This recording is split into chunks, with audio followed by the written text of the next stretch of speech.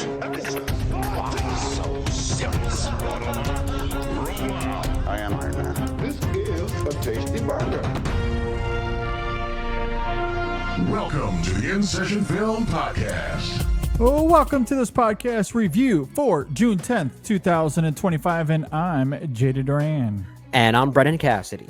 Hey, thanks for joining us, everybody, for this conversation. I am very excited to get into this one. Wes Anderson is one of my very favorite filmmakers working today, so if you are anti-Wes Anderson, go away. You might have come to the wrong place. Yeah.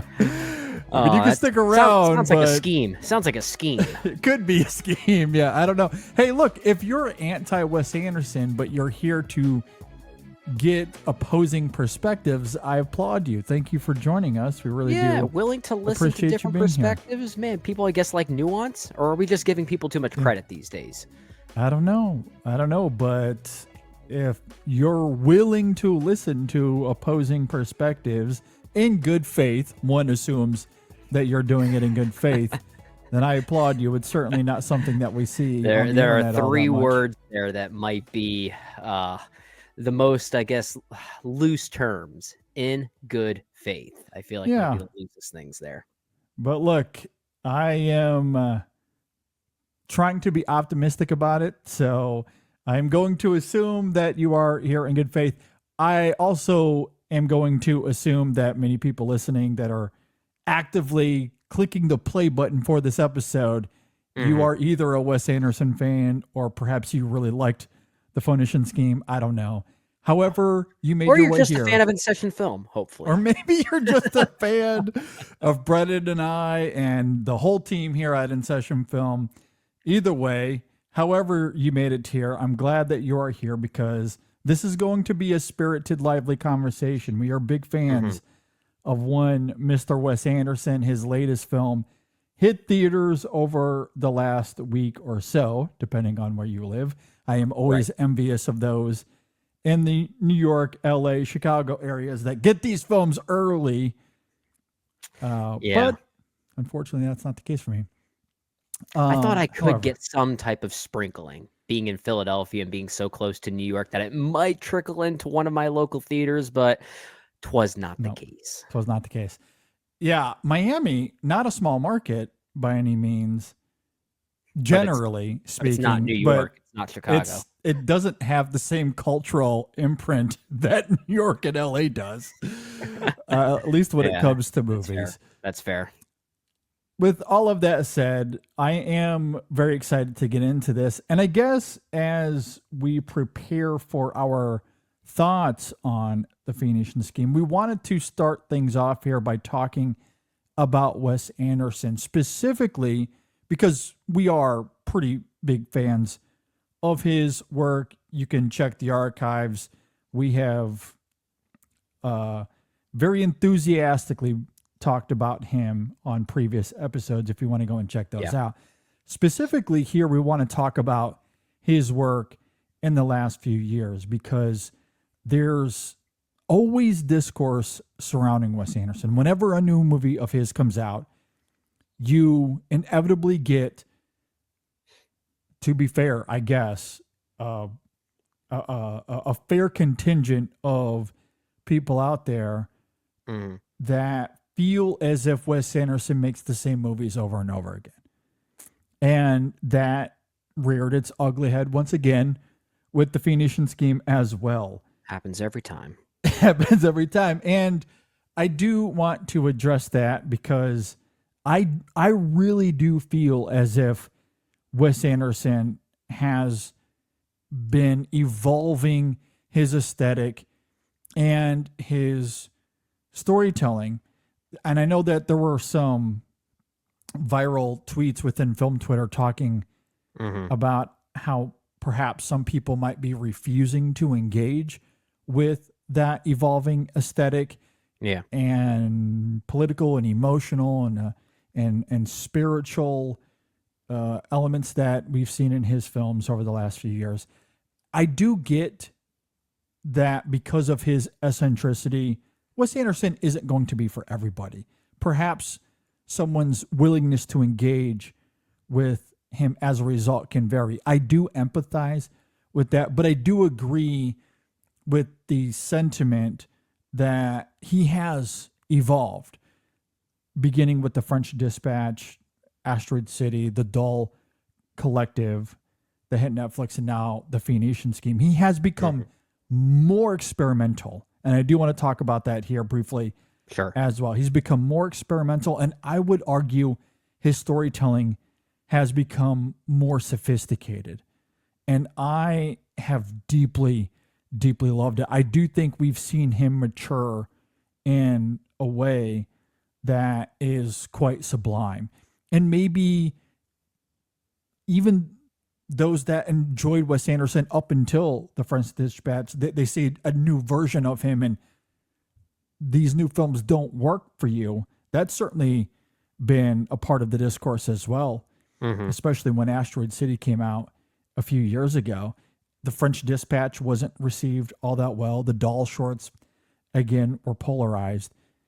But as much as I love what we can label as classic Wes Anderson, there's something about this era that I find provocative, that I find maybe even more exquisite. And I'm a huge fan of classic Wes as well. Do not get me wrong. I can go back and watch those movies any day of the week. I will be elated. I will have a ton of fun. But I do think he has progressed as a storyteller, as an artist. And personally speaking, I'm wholeheartly here for it. Yeah, I would say that this transition of sorts actually started even earlier than the French Dispatch in a way. I would say it probably started around Isle of Dogs. Sure. Yeah, and maybe you could argue that the Grand Budapest Hotel was him kind of flirting with a bit of a new direction, but there was still a lot of similarities, tonally speaking, that you can compare the Grand Budapest Hotel to with regard to, let's say, movies like The Royal Tenenbaums or even The Darjeeling Limited or Moonrise Kingdom, for instance. But starting there was with a political flavor to Grand Budapest that certainly planted seeds to who he is now. Well, I do agree yeah, with that. which is why I think the Grand Budapest Hotel is kind of the great turning point in Wes Anderson's career. And we often talk about that with a lot of filmmakers, right, JD? That a lot of filmmakers have that one film that seems to suggest a new direction as to where they're going next. In a way, it almost feels like a secondary debut of sorts. I often cite, let's say, David Fincher's Zodiac as another example of that. He was doing one type of movie or a similar type of movie, and then Zodiac comes out. All of a sudden, we see this new sophisticated side of Fincher. And I feel like the Grand Budapest Hotel is maybe Wes Anderson's version of that, because from there onward, it's when he started tapping into some real world issues. And all of his movies had that to some degree or another. Some movies maybe a bit more human, maybe some a bit more self-reflective than others. But that has led to some variations in his storytelling and narrative techniques. Of course, the Wes Anderson isms, as far as how these films look, visually speaking, that's always there. And I think it makes Wes Anderson such an easy target for that quote unquote makes the same movie all the time argument that we don't really like. Because he has such a distinct visual style. It's easy to say every one of his movies looks and feels the same, which I feel like is just, it's like shooting fish in a barrel, honestly. But I think when you look beneath what these movies are doing on the surface, from Budapest onward, I think there are interesting variations in his style. We'll certainly talk about that with the Phoenician Scheme as we get further into this conversation. But I'll just simply say up front, this is unlike anything we've seen before from Wes Anderson, for better and for worse. And I think this movie in particular is enough to push back on that argument that I feel like many people are having. Yeah, absolutely. I especially feel like Anderson, from Isle of Dogs onwards, has really pushed the boundaries as far as this evolution and his experimental ethos in particular. I do love the political nuances of Grand Budapest. As a storyteller, that certainly planted the seeds. I do think from an aesthetic perspective, from a comedic perspective, Grand Budapest is still very much classic West, and I think that's why that's a hard title to people, say. I was struggling with it too. most people very much responded to that film. You could argue Grand Budapest is his most accessible film. Everyone really it's went like for that movie. it's the end of that era of Wes Anderson up until that point, but still foreshadowed where he was going. So in a way, it's kind of like the Wes Anderson buffet in some ways. It seems to encompass everything that makes him Wes Anderson, but in a way that's very, as you said, accessible. It's very tangible in that regard. It very much is, which is why I think Isle of Dogs is the real transition point. That's fair. That's fair. It is indicative of, again, simply the reaction to it when that film came out. It was quite polarized, especially given some of the cultural nuances of that film. I do think it is a really good movie, but that is a film where Anderson delves quite heavily into the political, given its narrative and its themes. And I do love not just that approach narratively, but how Anderson approaches that material from fundamentally the approach aesthetically and how he tells that story. It is not conventional Anderson by any means. And then you get to something like The French Dispatch, which is this commentary on the art of journalism and what it used to be before it evolved into hollow clickbait. But everything in that film is tethered to this looming ghost that was the Bill Murray character and his magazine, and how it was this tribute to him and the stories that defined him. So structurally, again, he's playing with the form. And then you get to Asteroid City, where he continues that trend and ups the ante to 11 with the structure of Asteroid City. It's this play within a movie. I love the framing device there, the title cards, the black and white hues versus the yellow and blue saturated hues that we talked about quite heavily when we reviewed that film here on the show. Yeah. And not to mention all of the alien aspects of that film, the played song, by Jeff Goldblum of all people. Like it's really, really fantastic. So I love how he plays with the form there. And also it is this deeply poignant rumination on longing and connection and grief and closure and our place in the universe. He's tackling some pretty hefty existential themes in that film. And it's the first time we've felt that kind of sorrow since the Royal Tenenbaums. So that is a film that taps into not just this experimental ethos, this new ethos from a filmmaking perspective, but even from an emotional perspective. He's going back to a well we simply haven't seen him delve into a whole lot over the last decade or so when that film came out.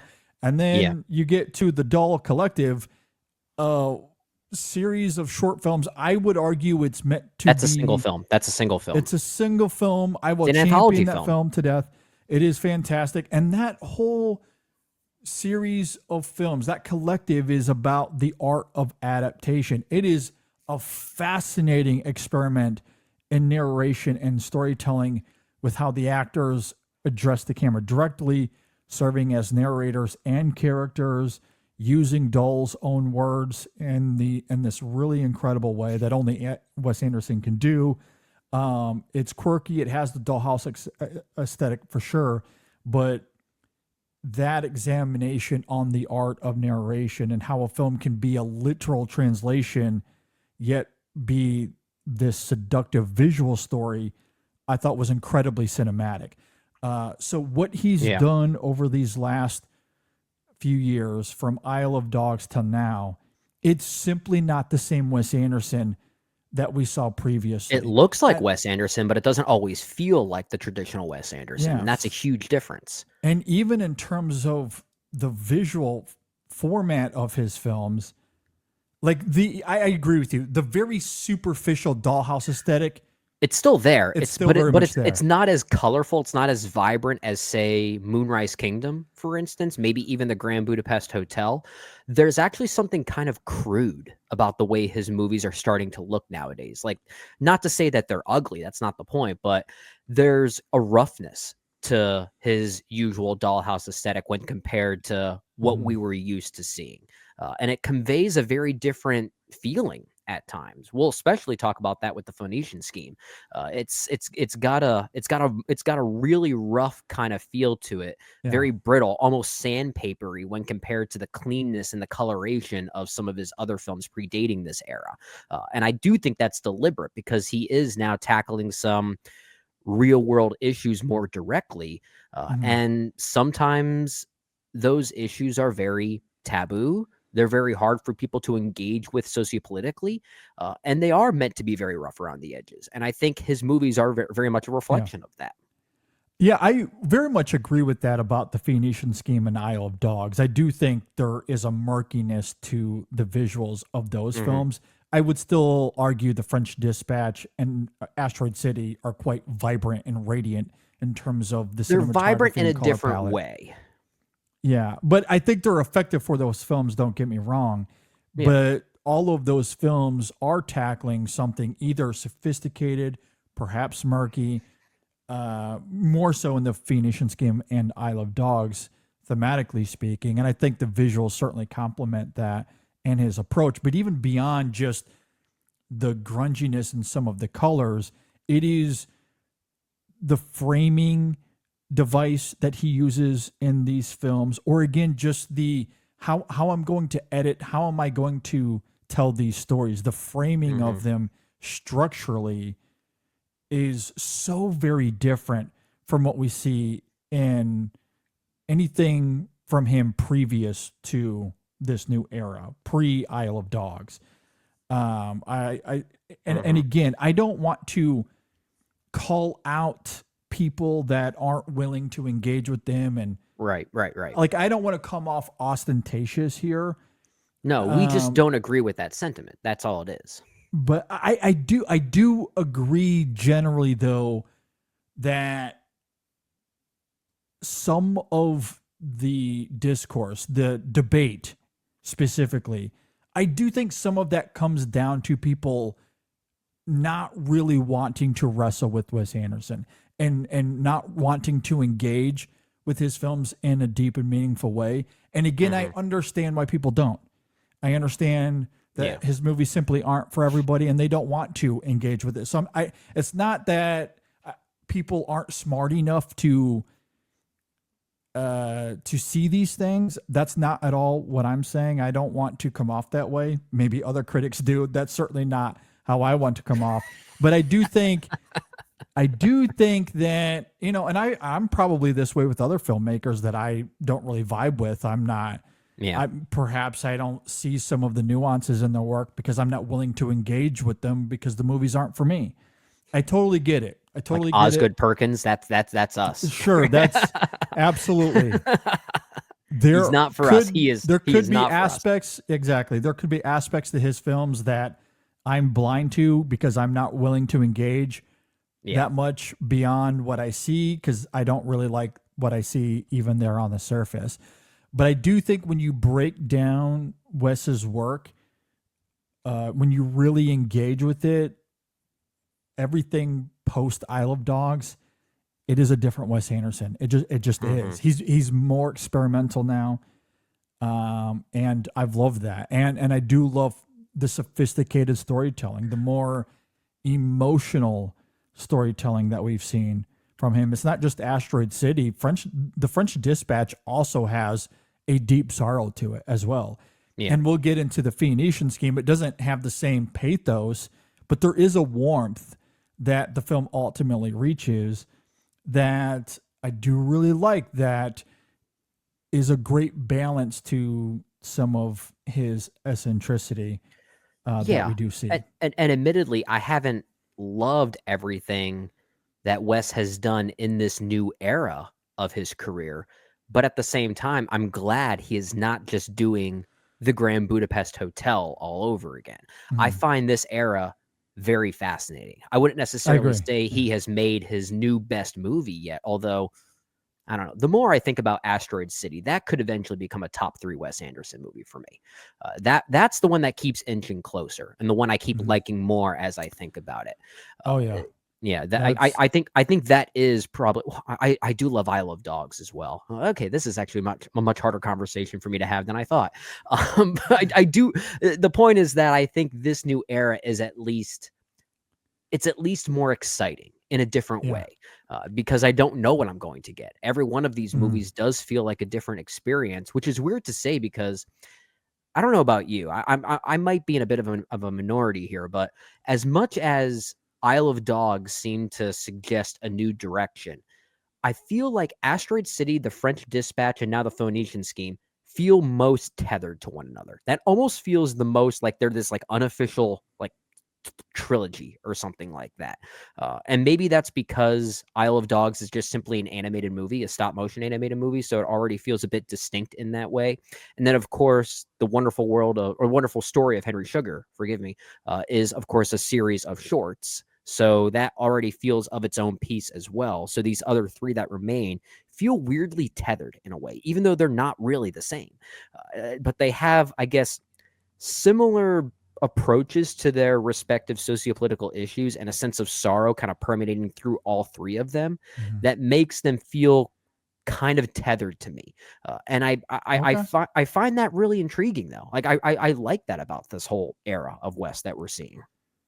Yeah, I think what's interesting to me anyway, I find them all distinctive for their own reasons, but what I really love about all 5 of these movies, and again, I do want to emphasize something Brennan said earlier, that the wonderful story of Henry Sugar, the Doll Collective, however you want to label it, that is meant to be viewed as one film. Yeah. Much like the French Dispatch, it is a vignette, a series of events that are disjointed but come together to tell Yeah. one They're collective both story. anthology films. Anthology films. When you watch the Doll Collective back to back to back to back, it tells a singular story. Yeah. And Brendan and I, it's one of those conversations I'm the most proud of that we've done over the last few years, because I thought we did a really great job of really digging into that thoroughly and connecting those dots and bringing a cogency to that collective to articulate why we think it was, at least for me, why I thought it was one of the best movies of 2023. I thought it was really great. Wes Anderson had just a phenomenal year that year as far as I was concerned. But he does a similar thing in The French Dispatch, as I argued earlier as well. Yeah. Yeah. Each one of those vignettes has a thematic purpose. It ties back to its central nucleus. And Isle of Dogs, the Phoenician Scheme, which we're about to get into, I do love how rough around the edges those movies are, but also they're distinctive in their own ways. Yeah. Asteroid City, I feel like, is quite distinctive in its own way, and that is one of my very favorite Wes Anderson films. That is That's quite top 5. easily in my That's top 3. That's top 5 Yeah. for me at the very least. Yeah. I think we both have the same number 1. I think we both cite The Royal Tenenbaums as his best movie. Yeah. Although I sometimes do go back and forth between The Royal Tenenbaums and Fantastic Mr. Fox, but it really just depends on my mood. One I think is more rewatchable than the other, but I think the other one has more of an emotional stimulation, which of course is The Royal Tenenbaums. But Asteroid City would be somewhere in my top 5. I do think that is one of his better films. Here's a fun question. Are there any Wes Anderson movies that you don't particularly care for? Or is there at least something to be valued in all of his films to some degree or another for you? I mean, I like them all. The only one that borders on being, I don't want to say bad, but certainly middling for me, is the Darjeeling Limited. I don't fully love that one, but there's enough Wes Anderson quirk there, the performances. There's enough for me to like, but it certainly falls quite short of the bar that I have for Wes Anderson.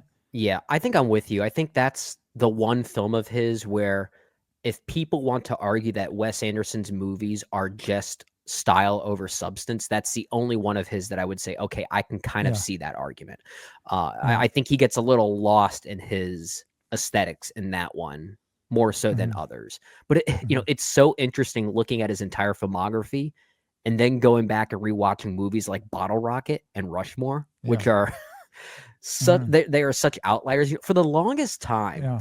I used to, and this is when I was much younger before I had seen any of these movies, but if I went to my local Blockbuster or whatever my local video rental store was, I used to always get Rushmore confused with the Alexander Payne film Election for some reason. I don't know why. Okay. I can kind of see it in terms of it's about young people and The whole like school dynamic. school dynamic. Yeah. Yeah, the whole like kind of like weird dynamic between student and teacher in both of those movies.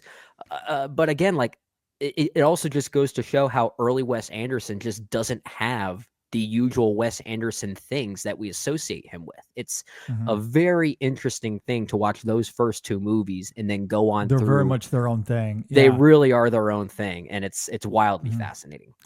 No, I completely agree. I think what's fascinating about the Royal Tenenbaums is that it weirdly fits this middle ground where it has classic Wes Anderson elements that feel like early Wes Anderson, but at the same time, honestly, if you were to sit someone down who's never watched any of these films at all, and you told them, I'm going to play them in order for you from his first release from Bottle Rocket to the Phoenician Scheme, but you slyly put the Royal Tenenbaums, let's say in this era, like right around Asteroid City, I don't think they would have any sort of wait a minute, something feels off here. I don't think it fits it's more a in this smoother era of Wes transition, Anderson than it does, which is tonally like speaking that middle as well of his career. Yeah, which is why in a way I kind of feel like the Royal Tenenbaums is maybe a true debut for Wes in a lot of ways. Whereas Bottle Rocket and Rushmore, as much as those are his first two feature-length movies, they almost feel like independent short films. And I know Bottle Rocket did start out that way, so I guess that's a bit of a coincidence to say that. But they feel so disconnected, and that's not a bad thing. No, it's just a very different thing. I mean, admittedly, they are Yes. lesser Wes Anderson for me. I tend to prefer when he got a bit more. When he was able to start fusing those aesthetic eccentricities with his emotionality, I think that's where he's at his most fascinating. But I still like those first two movies. I do as well. I really like Rushmore and really like Bottle Rocket. And that's why I wanted to emphasize earlier. I'm not necessarily sitting here saying, oh, this era of Wes Anderson, Isle of Dogs to the Phoenician Scheme, this is the best Wes Anderson. He's never going to do anything better than this.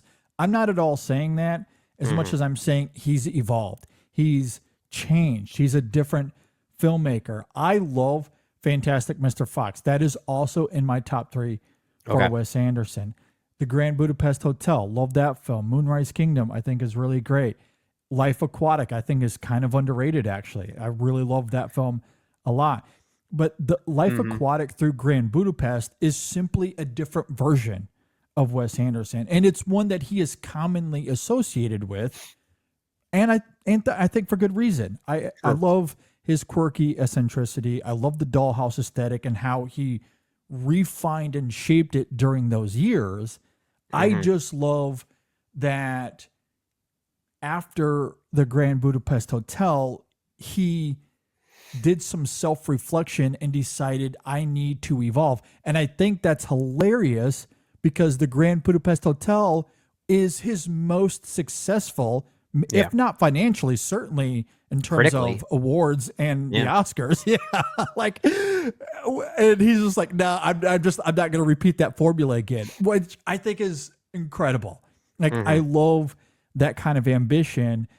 And maybe it's like, there's something about this era that I might respect because of that. He simply could have fallen back on the Grand Budapest formula, This is successful. I know this works. I'm going to win Oscars. My movies are going to make money. Let's just go ahead and do this over and over and over again. He could have comfortably sat in that and simply refused. And I deeply admire that. And I think he's a better artist because of it. I am going to make a very strange comparison. And I say strange because these two filmmakers are nothing alike, but I think the trajectories of their respective careers have some mirrorings going on. The Grand Budapest Hotel, given how much of a critical hit that it was for Wes, that's like maybe his version of, let's say, I don't know, Spielberg's Saving Private Ryan.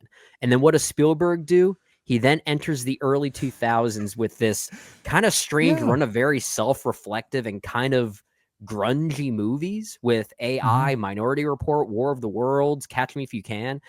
And we've often talked about, is that Spielberg's best era? Maybe not as far as objective quality of his films, but it's his most fascinating era. Yeah. And I think Wes is in a similar stretch in his career right now as Spielberg was 20 or so years ago. Yeah.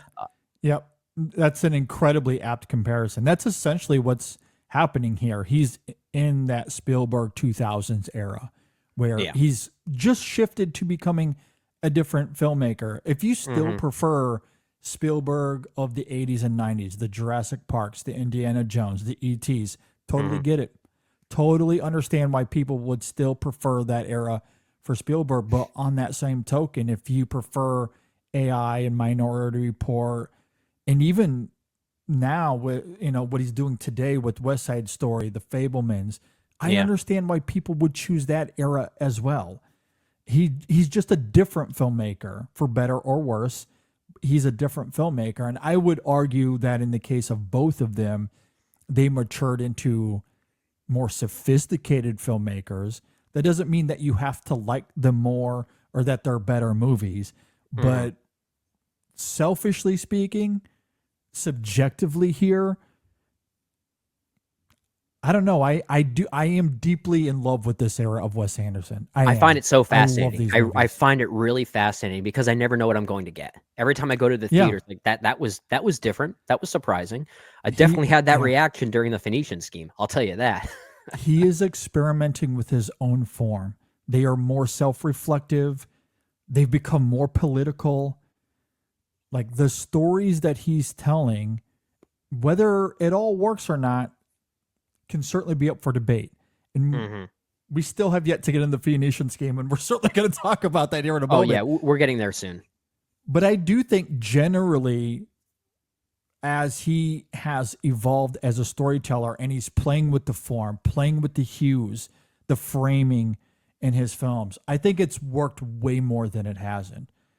I love them. Again, The French Dispatch would be in my top 15 for its year. Asteroid City was in my top 5.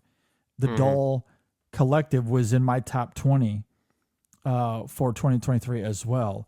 We'll see about the Phoenician Scheme. I don't know.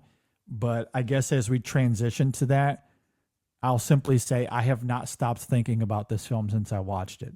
It has been top of mind for me. I think I'm with you. I'm going to be thinking about this one for a while, primarily because it is a very different beast when compared to some of these others, even within this same era. And I don't know where I'm going to sit with it and what my feelings are going to be by the end of the year. And I find that really interesting on this one. Yep. Well, with that as a transition, let's go ahead and talk about the Phoenician Scheme. Maybe we can work out some of it here as this conversation goes.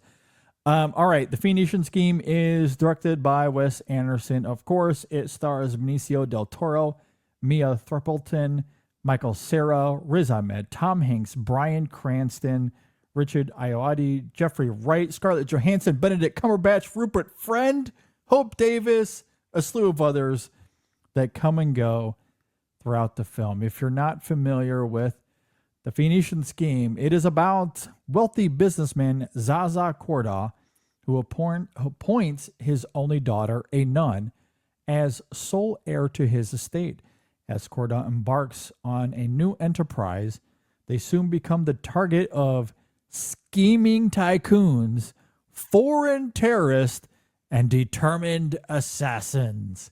Yeah, so a modern Wes Anderson movie. It's Wes Anderson. Brennan, what did you think about the Phoenician Scheme? So what I'll start by saying, and I'm going to say this very loosely because I don't know if this is going to stick, especially as we get towards the year end of this new era of Wes Anderson, these 5 movies from I Love Dogs onward. I do think the Phoenician Scheme is probably my least favorite of the 5. And that's primarily because I still can't for the life of me tell you what this movie's about from a plotting standpoint. It is Okay. the plotting here is it's a movie that's very low on story, but it's very heavy on plot, perhaps more so than any of his other movies as of late. It seems to know that, and I feel like in some ways this is maybe Wes Anderson sort of becoming very self-reflective about Wes Anderson, the writer, as opposed to, let's say, Wes Anderson, the director, as we kind of saw in Asteroid City, which is why I think in some ways these movies kind of feel like a weird pairing of sorts, and how they and Asteroid City was certainly more about art directly and how art communicates these things. The Phoenician Scheme isn't really that, but it almost feels very indirectly about screenwriting and how you convey story, especially in this new era of Wes Anderson and how he's trying to challenge his own narrative form. This movie is very much challenging that form in a way that's almost incomprehensible at times. But that's what made it fascinating, because it got to a point maybe a third of the way through where I thought, you know what? Screw plot. I'm just going to vibe with this thing. And all of a sudden I was in, and I really enjoyed the experience because there's so much going on outside of just the film's plot mechanics that are able to hook you in. This film, once again, has a very direct sociopolitical edge. You can hear that in the plot synopsis that you laid out there, JD. Definitely seems very top of mind given certain, let's just say, powerful business people and political people in office right now. I think that's a very fair assessment to say. I think it has a very interesting religious backbone as well that I'm sure we'll talk about. Just watching a man like this sort of feel saved through grace in a way, I'll simply say, I do think is well handled, primarily because I really like the chemistry between Benicio del Toro and Mia Thrippleton. I think as a father-daughter movie specifically, I was able to vibe with this thing. This is probably the Wes Anderson film that I would say feels the most like a vibe. It meanders a lot to the point that the plot doesn't really matter as much. If I actually were to make a comparison, I would say this flows most similarly to something like The Life Aquatic with Steve Zissou, which is a film that's very less interested in the where and the what that movie is doing, as opposed to what's going on underneath. So I was able to vibe with it when I just simply let myself go and give in to the sloppiness of it all. And I in that regard, I enjoyed it. I definitely did.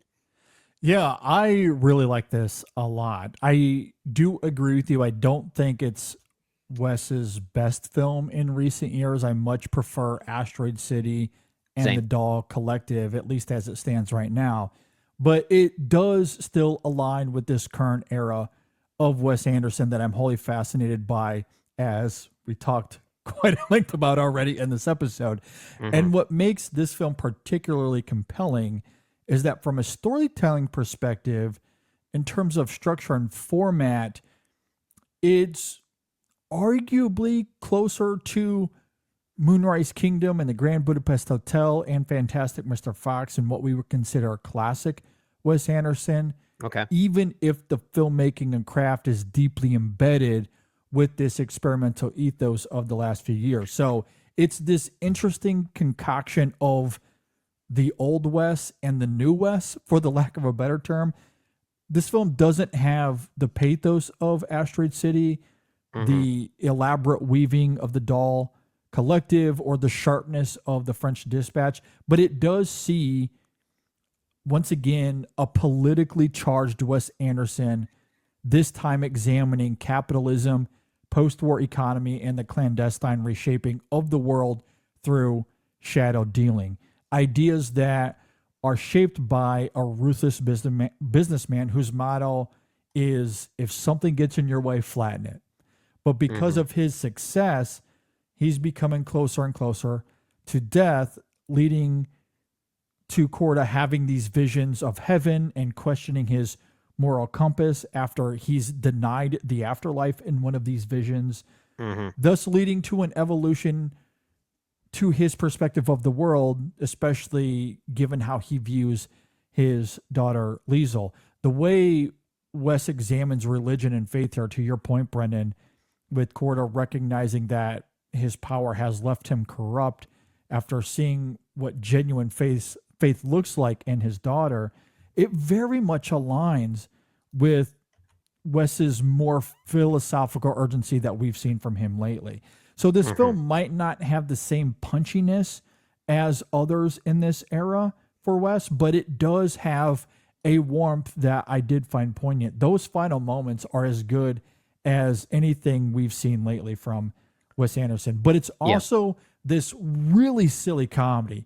This is by far his most overtly comedic in this era, and I do think it is really funny.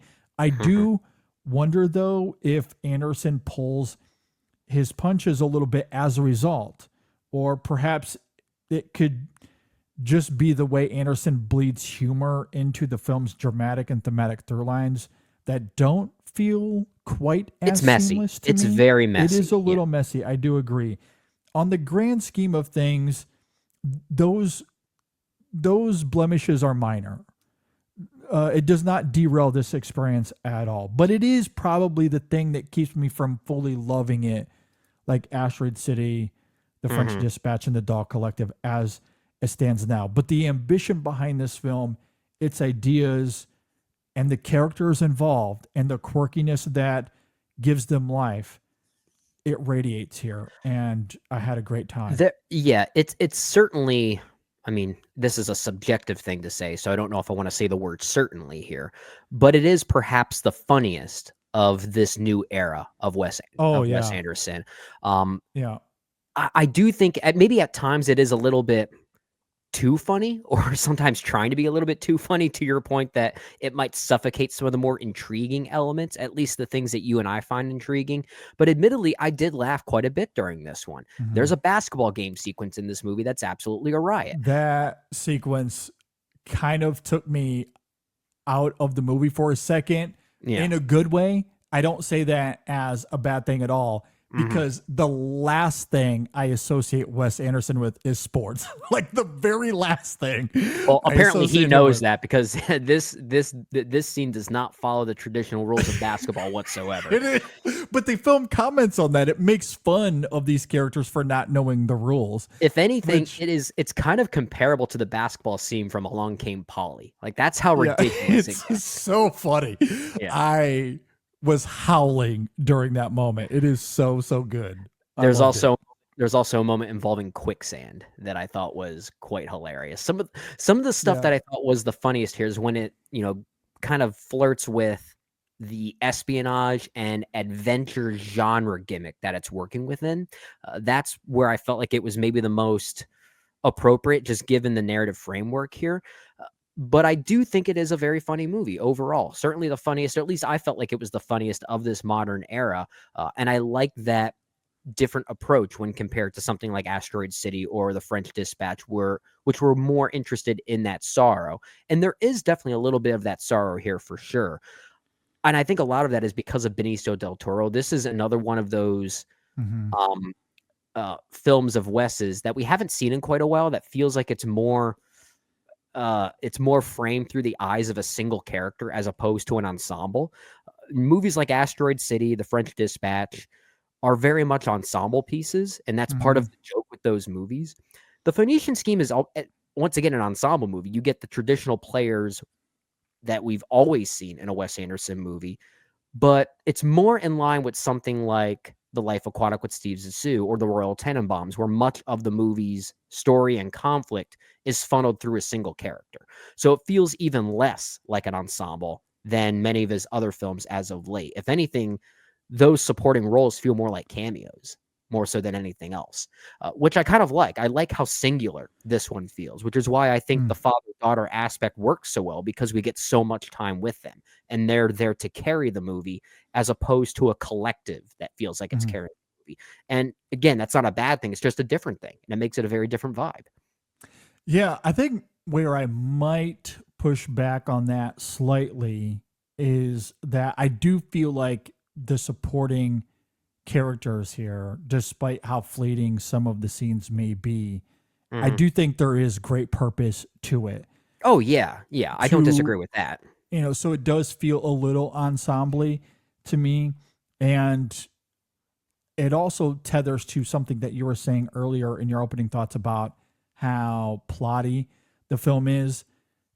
I love that about this film, actually. Sure. What I love about the broader storytelling here is that this is Wes Anderson, again, going back to what we were talking about earlier and how elaborate his storytelling has become. Not that his storytelling previously was terrible or rudimentary. I don't think that was the case at all.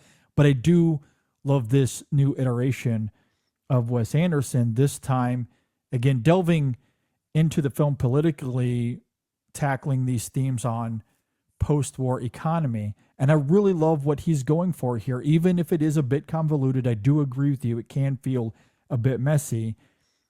But there is a lot to Korda's schemes, his Phoenician scheme, if you will, and his vision of the future in a post-war landscape that I do think is kind of enthralling here in a way, because we come to find out that he is this ruthless businessman, but he cannot finance this new futuristic landscape that he sees. He cannot finance it fully himself. So he has to manipulate his business partners to help fill in the gap. And that's where Tom Hanks and Bryan Cranston and Riz Ahmed and Jeffrey Wright and some of these other or actors come into play with their characters.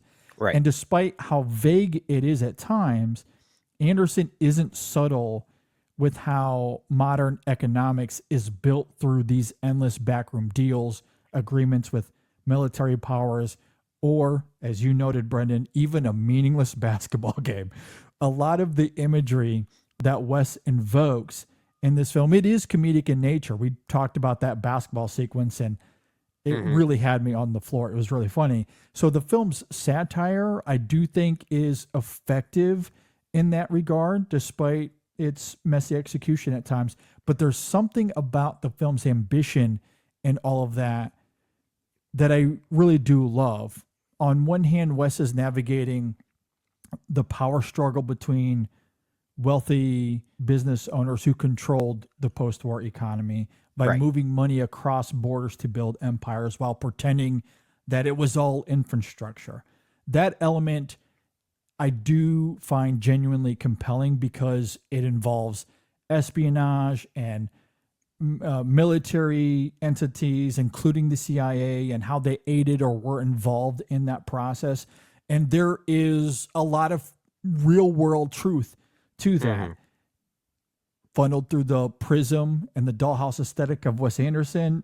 It's it's very unique and singular. Sure. But this film isn't just a political satire. It's also how Wes is in dialogue with faith and redemption. Is it possible to face judgment and grace when you're wholly responsible for much of the world's corruption?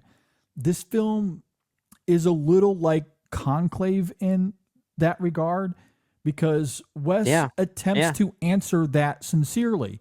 The film's religious tableaus are funny, yes, but there's an earnestness to them as well. Korda's visions and spiritual reckoning is deeply felt, much how I felt about Conclave, because of how this film treats Korda's relationship with Liesel, who becomes his moral and emotional anchor. And I really do love the development of that relationship and ultimately where it crystallizes. As I said in my opening thoughts, I think those final scenes are as endearing and charming and warm as anything we've seen in a Wes Anderson film. So those two things, while they might seem like a polarity throughout much of the film, they ultimately do tether together in this really intimate way that I find really striking. I think this film is successful as a commentary, as an exploration on how the world was built, specifically through like post-World War II. That is ultimately the allegory here. But on the individual level, at an intimate level, I think partially because of the writing of Wes Anderson, but also the performances here. I think that central dynamic between Corda and his daughter, to me, I thought it was effective. I mean, I didn't think that polarity was that distant at all. I think it was very clearly tethered together. And if anything, like with a movie like this, as confusing as it is from a plot standpoint, the movie is never one to get. I never got lost with where it was going, because it's clear that this movie is still all about what it means for a corrupt businessman to make his shady dealings. That's really all you need to know. The actual mechanics of what and how he's doing these things doesn't really matter. There's a lot of confusion there, but that doesn't really matter. That's what I got lost in. But what matters is that you can just clearly understand the central question that Wes is asking. Is it possible for a man like this to ever be redeemed? And how could he be redeemed? And I think that's a very provocative notion nowadays. And we definitely sense that.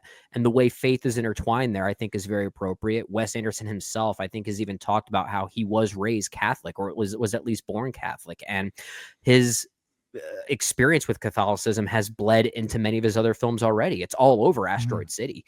So it's no coincidence that he gets even more literal with it here.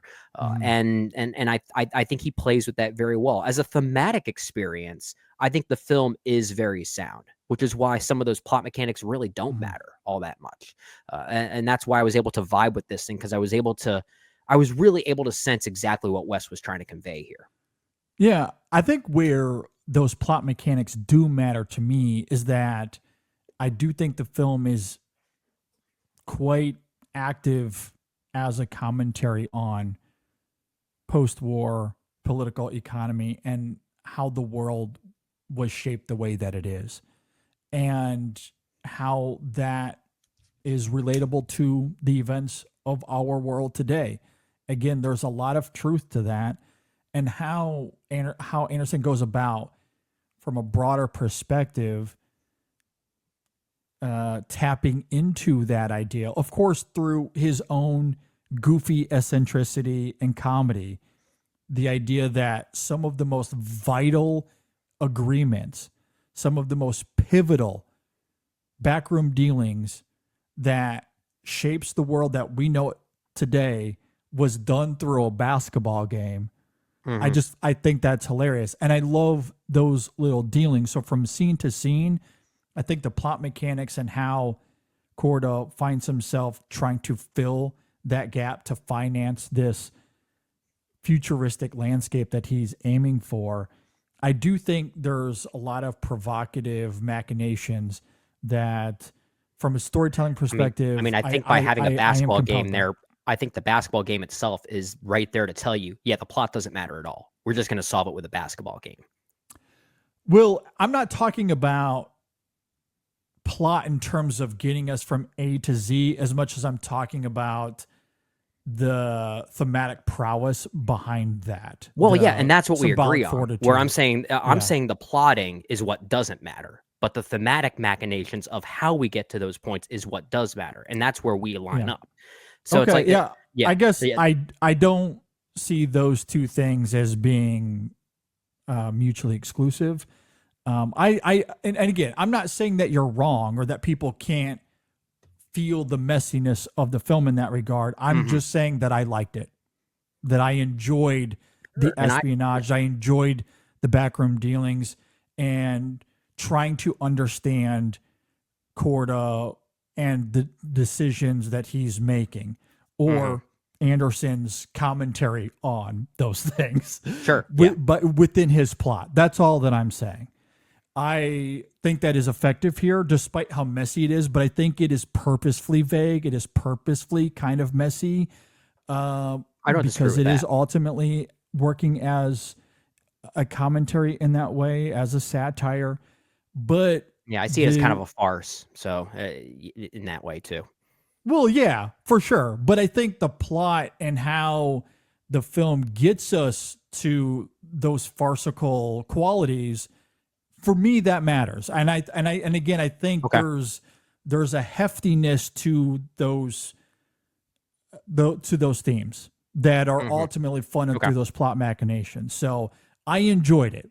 Again, that's all that I'm saying. I think it's effective here. But to your point, as far as how that ultimately leads to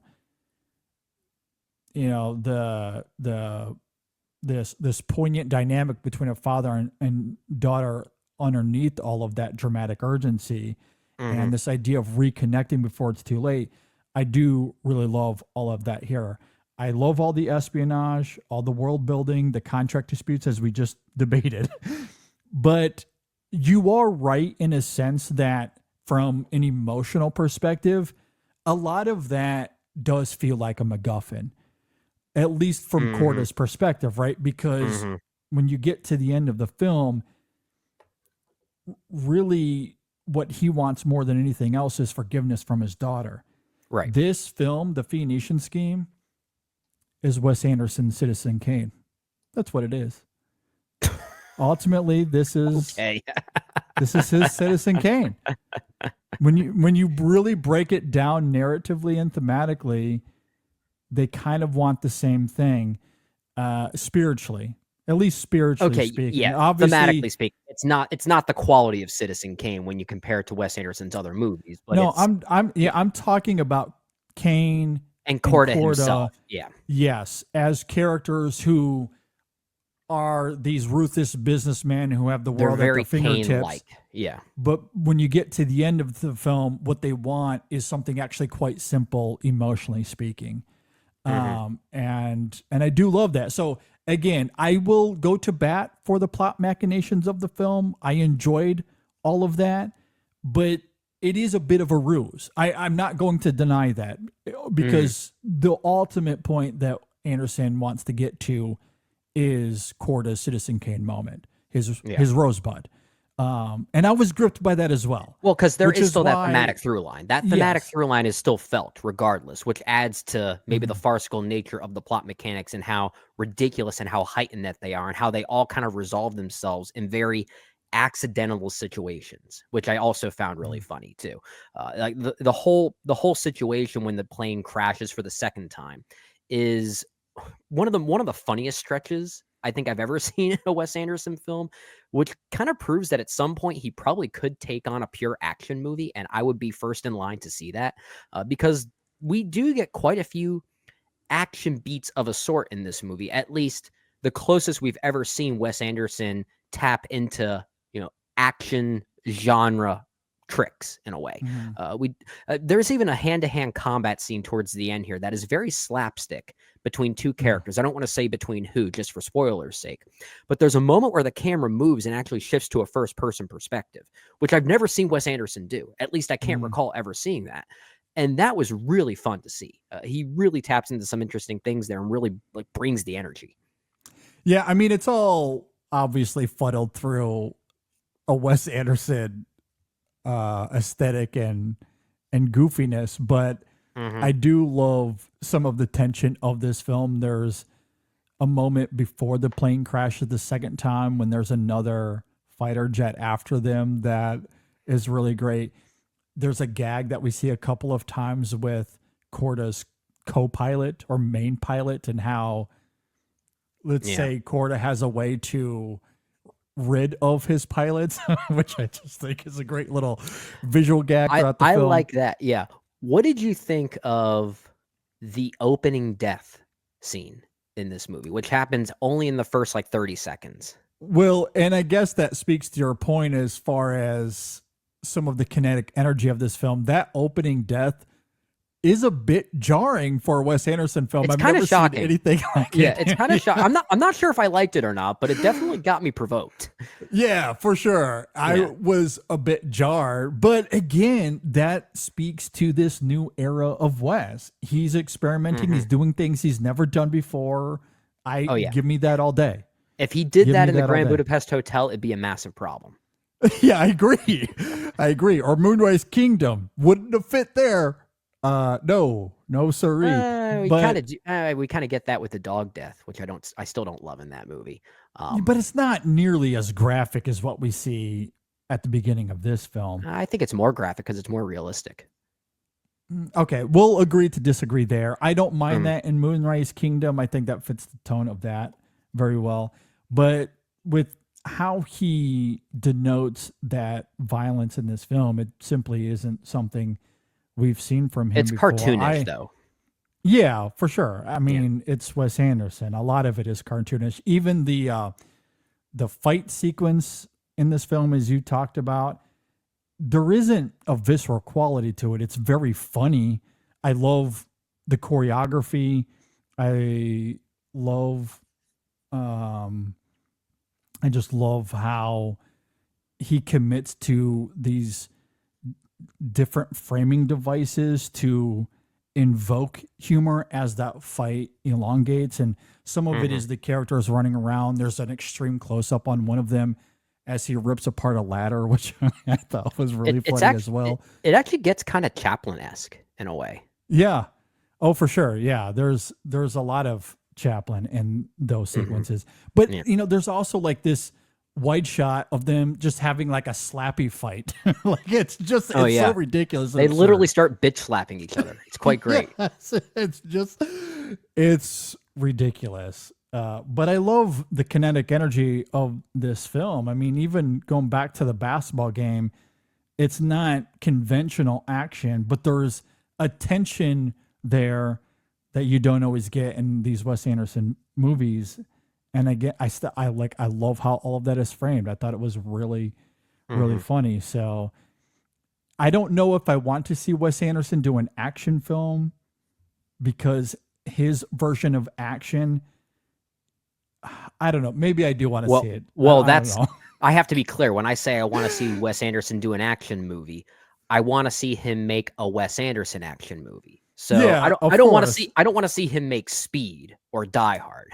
I want to see him make whatever is going to inspire him to make an action movie of a sort that fits his needs and his style. Well, even if he did Speed or Die Hard, it would be in his own very specific way that I think I would still enjoy. But generally his action, I don't know. Maybe I take it back. Maybe I think him doing an action film could be really fun.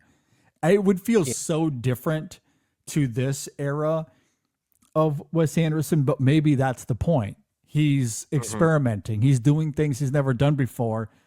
A full-on action film would fit that criteria very well. Has he talked about recently wanting to do a musical? Was that him? I think his next movie is going to be a musical. I think that was stated, yeah. Because as far as him tackling different genres, that's the one that seems to make the most sense, just given his style. Yeah, that one makes a lot of sense. Yeah. Yeah. Absolutely.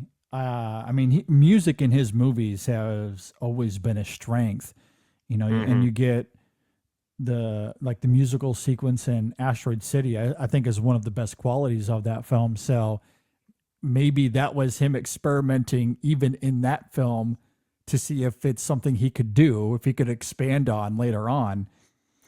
Clearly the answer to that was yes, because he's going to do a musical next. Yeah.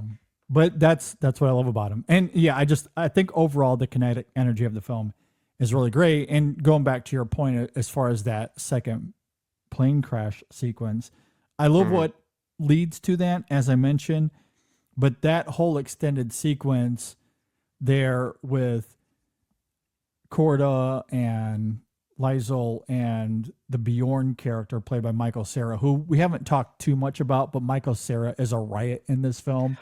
The definition of a scene stealer.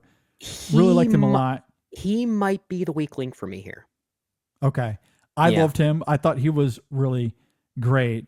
And that transition moment, I'll say vaguely, during that extended crash sequence also had me howling. Love that. But that and the basketball sequences were my two favorite comedic moments in the film. Yeah, I like Michael Cera's interplay with Corda and Liesel when that second plane crash sequence happens and they're in the jungle. And I think a lot of that is because he's bouncing off the energies of other great performers here.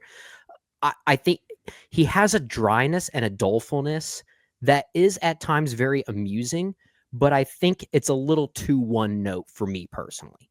And I guess it's just more of a me thing, where I feel like even when I see brief appearances from, let's say, Tom Hanks and Bryan Cranston, and they're still delivering a similar type of dryness, I see different layers to that dryness that actually add different nuances and different textures within their performances. I didn't quite get that with Michael Cera here. Maybe he, in a way, like him being the softest and driest person in the room ended up making him the loudest person in the room simultaneously. And maybe he just dialed it up a little too much for me. Okay. I certainly did not feel that way. I think Yeah. he's really great. I think a lot of people agree with you. I feel like a lot of Yeah. people are talking about him as kind of the unsung hero of the movie. I wouldn't go that far, but I do think he's a highlight. He is a highlight for me for sure. And I think he's really fun. He's doing the accent, which is a little quirk on its own that I think is charming. But it's also the way Bjorn reacts toward Liesel throughout the film. I think there's some nuances there because he is a bit of a different character when he's talking to her versus when he's talking to Corda, and that to me has some great dynamic. And then once he does his transition, then he's a new character altogether after that. So I do think there are great nuances to Sarah's performance, and yes, there is the dry sensibility that comes with all of these performances in an Anderson film. Yeah. And I thought he was really great. I think he taps into those nuances within the character really well to give credence to some of his feelings toward Liesel, and his more business interactions with Corda, which are more comedic in nature for sure. But I never found the character one note. I did not find the character. Yeah. The one character I did find that about though was the Cumberbatch character. I have to be really careful here because I don't want to get into spoilers with Cumberbatch, but there is a cartoon energy to him. He's manic, he's wild, he's a sharp contrast to Benicio del Toro. So I don't necessarily say it as a bad thing because I do think there is intention to that cartoonist energy that is meant to juxtapose Del Toro and the performance we get from him. But that is the one element of the film that is quite one note. But I think deliberately so. So it's hard for me to fully dock the film for that. I think that's just, it's such a tonal, it veers into such a tonal place that's so different from the rest of the movie that I think that's a performance that maybe Wes should have dialed back a bit more, as if to say, a little bit goes a long way. And I think that's fair. Yeah. Yeah. Which is, if there was one performance here, or at least one character or one actor that I think should have been reduced to even more of a cameo, it may have been Benedict Cumberbatch. Maybe that would have served it a bit better, I think.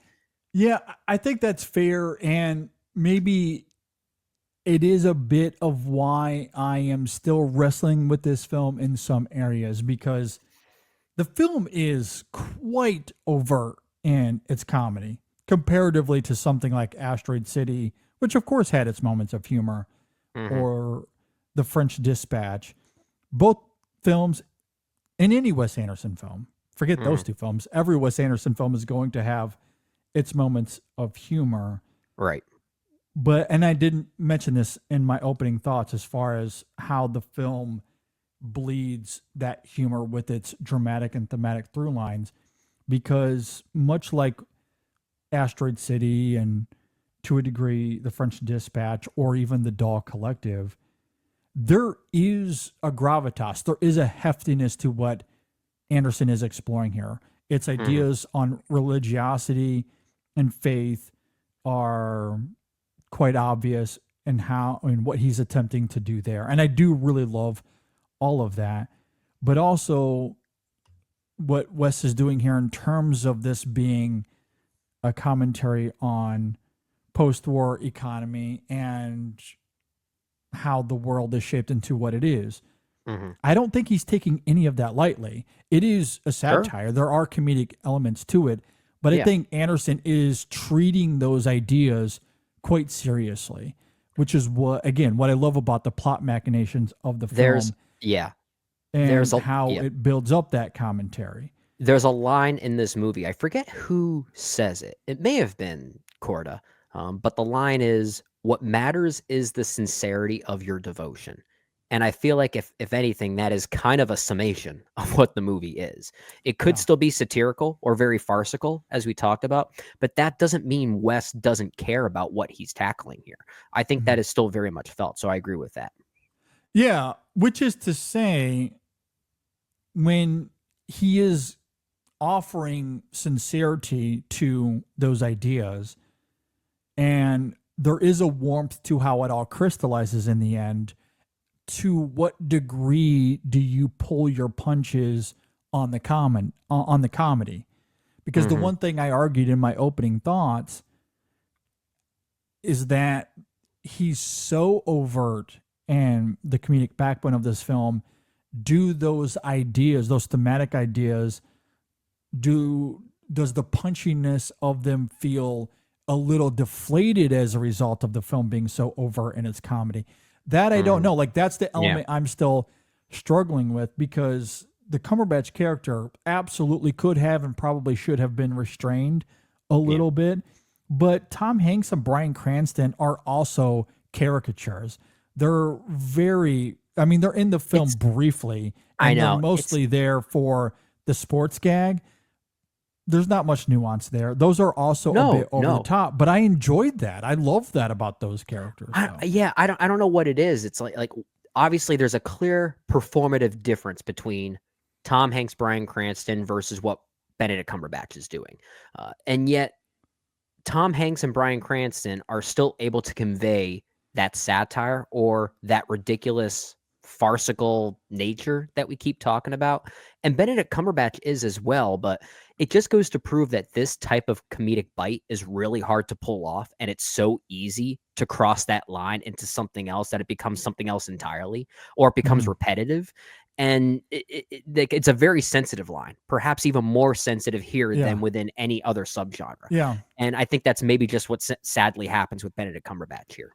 And I do think, and this somewhat speaks to what we were talking about earlier, maybe it's the kinetic element of that character and what he becomes involved with there at the end. Because when he's just simply having that conversation with Corda, the back and forth between Cumberbatch and Del Toro there, I don't think is any different. That's fine. Than anything else we had seen before. That was fairly in line with the rest of the film tonally.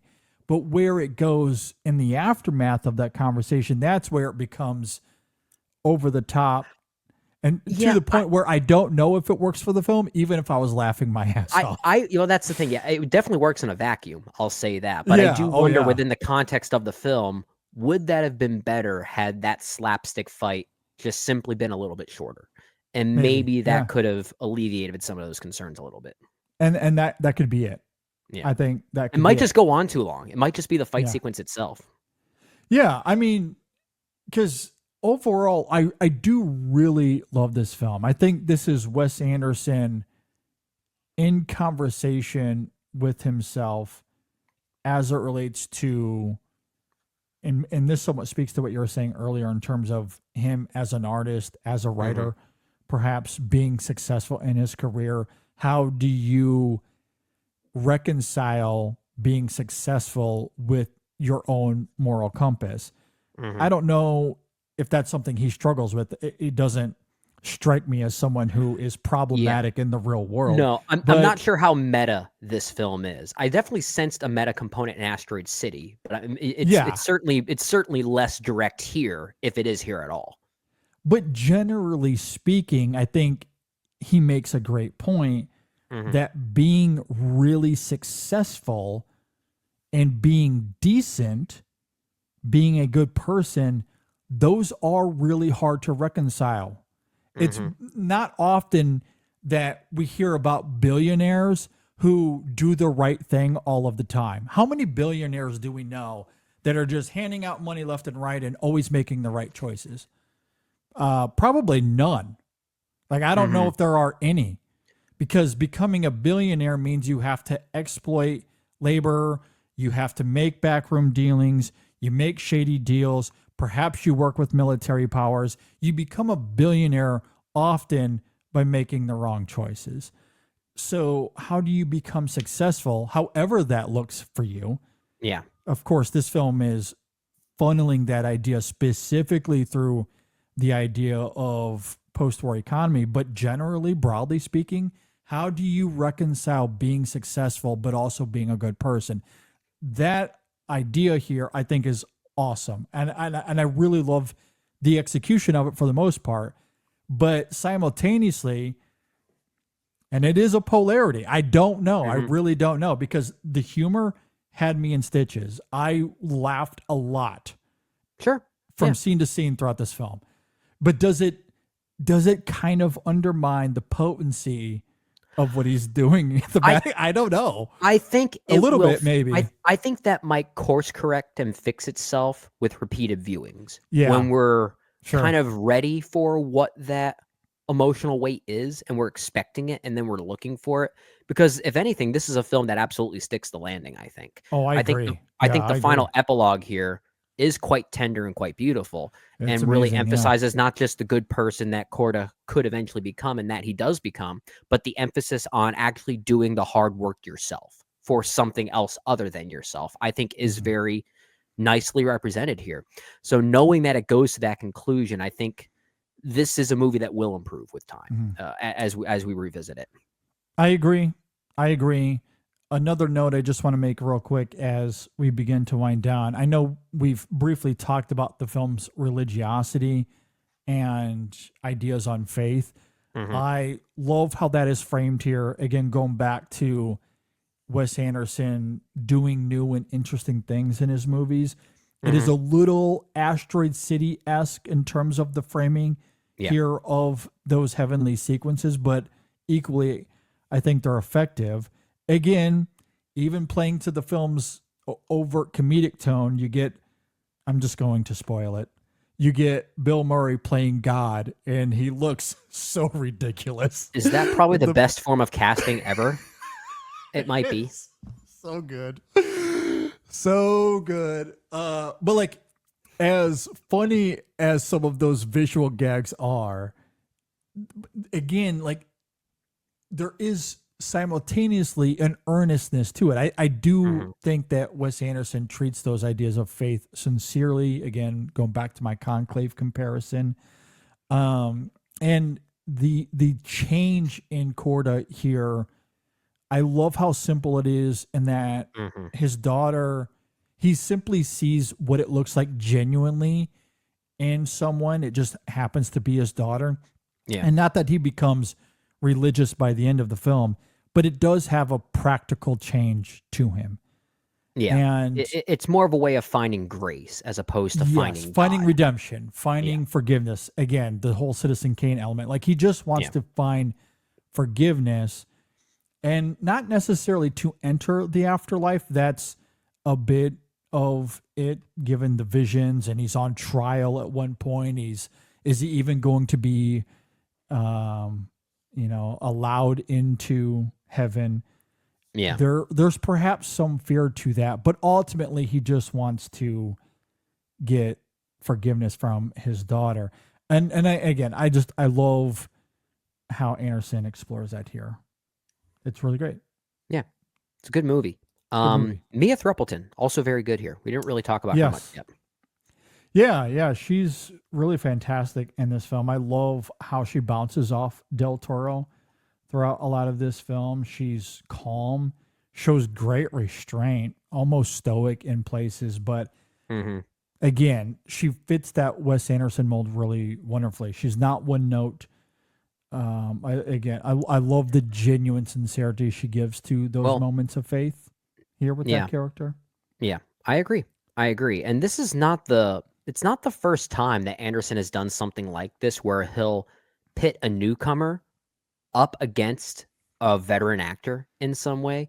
I think this is maybe the third time he's done something like this. He obviously did this with the Grand Budapest Hotel when we had Tony Revolori, sorry, trying to get the right pronunciation there, working alongside Ray Fiennes.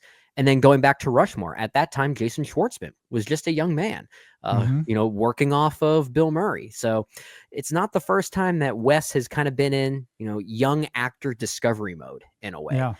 And all three, I think, have been successes. I think he's done a great job really discovering new great talent here.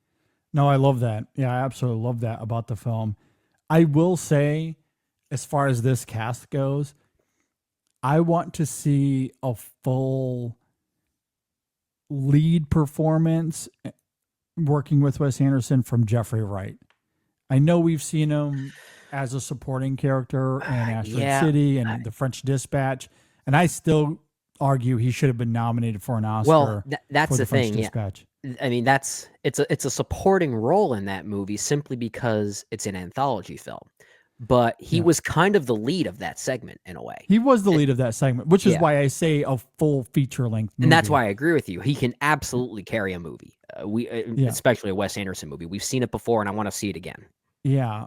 And I say that because his little segment here, he comes and goes like Cranston, like Hanks, like Ahmed, like Ayoade, Scarlett Johansson, who we haven't really mentioned all that much, Cumberbatch.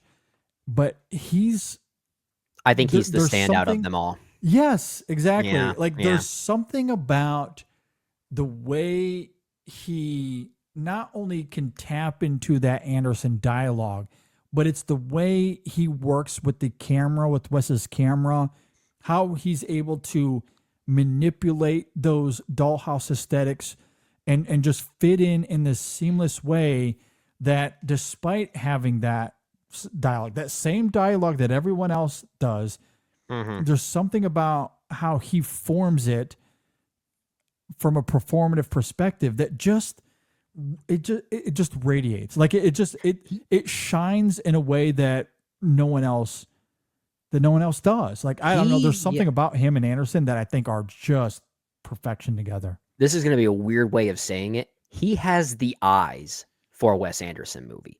And I say that because there's a scene where Liesel is slapping Corda in the face. And for a brief moment, the camera shifts to his perspective and you actually see him getting hit and the camera spans around. And next to him is Jeffrey Wright. And the way Jeffrey Wright just dolefully looks at him is probably the funniest thing in the movie for me. It's so good. Yeah. But just Jeffrey Wright understands how to communicate in a Wes Anderson movie that doesn't always involve words. He knows how to look at things. Yep. He knows how to Yep. convey. That's It's all it. about the gestures, and he just knows how to do that. Yeah, he's really great at that in these movies. That I love it. slap, Yeah. that slap is perhaps the funniest thing in the movie for me. Both. There's two of them, and both Yeah. of them it's because of how it ends on Jeffrey Wright just looking at him. It's perfection. Yeah, I love Yeah. it. No, I want to see him in a lead role. I love him as the supporting characters, but Same. I would love to see him in a full leading role in an Anderson film. I think it'd be great. Yeah. But I guess speaking of Benicio del Toro, this is one of his juiciest roles. I think he's terrific of in late. this. Yeah. He's really fantastic. I love the dry weirdness he brings to it. There's also an elegance to his performance. There's an odd serenity to him when the tension is at its highest. But most critically, he gives credence to that spiritual evolution we were just talking about, the love for his daughter, wanting her to have this lavish life. And that adoption over the course of the film, performatively, Del Toro is really, really good at tapping into that. Yeah. Fantastic. Thought he was wonderful here. Good Yeah, stuff. of course, in typical Wes Anderson fashion, the more we talk about this movie, the more I'm starting to like it. I don't know if I like it more than some of these other movies in this modern era of Wes Anderson just yet. It might still be my least favorite of the five. Although, I don't know. Maybe I'll take it over The French Dispatch. I don't know yet. I don't know yet. I can't say that just yet. Yeah, I mean, I've talked about it quite positively here. At the very least, I still prefer Asteroid City and Same. The Doll Collective, maybe even The French Dispatch. But I really like it. I mean, I like, it's not, levels behind those. I'm not miles behind those. I think it's very much in the conversation. I do really like it a lot. And I think as time goes on and the more I sit on this, I'm going to like it. Like, I love the political layers here. I think Wes is doing more than just offering espionage and like these bursts of energy in terms of action. Like, I think the political nuances of this film, I think he is saying something interesting about the world that we live in today and how we got to this point. And I agree. Then utilizing that as a crux to be, to do his own Citizen Kane thing at the end. Yeah. Yeah. I love it. I'm looking at my West ranking, trying to, I guess, predict where I might put Phoenician Scheme. And I think when it's all said and done, it's probably gonna be somewhere in the middle. I think that's probably the best bet right now. I know I like it more than Darjeeling Limited. I know I like it more than Bottle Rocket. I'll take it over Moonrise Kingdom as well, and probably even Rushmore, if I'm being honest. And that's only because those earlier films are just kind of guilty of being very early Wes, and I've come to appreciate the later Wes a bit more. But that's probably where I'm sitting at this point now, if I had to be very spontaneous with it. Yeah, I don't know if it'll be top 5 for me for Anderson, but it's going to be higher middle than lower middle, if that makes sense. Like around like the 7 or 8 kind of range of his 13 movies, if we include the Dull Shorts as Like a single film. 6, 7, 8, something like that, I think is ultimately where I'll land. I do want to wrestle with it a little bit more. Yeah. Because, some of the tonal imbalances with the humor, I probably need to see it again. I need to wrestle with that a little bit more. But generally, I really liked it a lot. Yeah. So, Wes Anderson, he's one of my favorites. I cannot wait to see his musical whenever we get that. Hopefully next year. Whenever we get it, I'm going to be there for it. I do love me some Wes Anderson. If you agree or disagree with anything we had to say here, you can leave a comment below. If you're watching on YouTube, if you're listening on Apple Podcasts or Spotify, you can reach out to us on social media, Facebook, Twitter, Instagram. Hit us up. You can email us insessionfilm@gmail.com. Okay, we have another review coming out later this week with Brendan and I. We're going to be talking about the little sports drama Ephus. Very much look forward to getting into that. We do have a podcast review for the John Wick spinoff Ballerina. However, it is not Brendan and I. We have oh my gosh. 2 In Session Film writers, Megan Kearns, Max Vincent, holding down the fort. They did a great job. Wow. We actually let that happen. We are so trusting. They did a great job, though. We made the right call letting them run it. Yeah, they did a wonderful job. I have seen Ballerina. I'll probably give some thoughts on it soon. Have you seen Ballerina yet, Brendan? I have not. No, I've been prioritizing other things, so I'll probably get to it much later. I will probably give some thoughts on the main show this weekend or sometime soon. Okay. But anyway, go check out the review. They do a great job of reviewing that film. Episode 639, that is available as well. We talk about the best scores of the decade so far.